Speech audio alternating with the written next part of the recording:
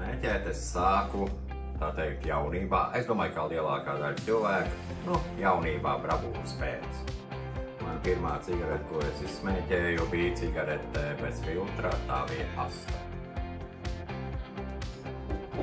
Jā, tā bija cigarete Astra.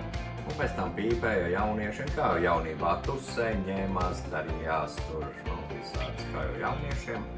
Un tad pagāja tāds laiks un sāk domāt, ka pagāja runā apkārt, ka nevajag pīpēt kaitīgi. Tas jau bija tāpat arī zinām, ka pīpēt kaitīgi.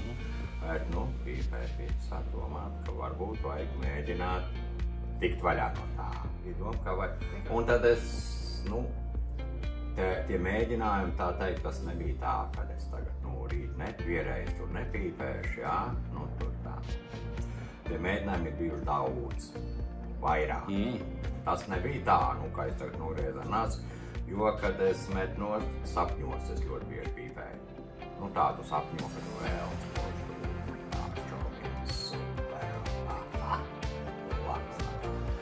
jā, un mēģināju tās Stabeks tabletes, tur tāds, tā palīdzēja. Smagas daļā, drēbes un tā, tur tā, kāpēc plats nobīpēja, cilvēki jūtas smagi, smagas daļā.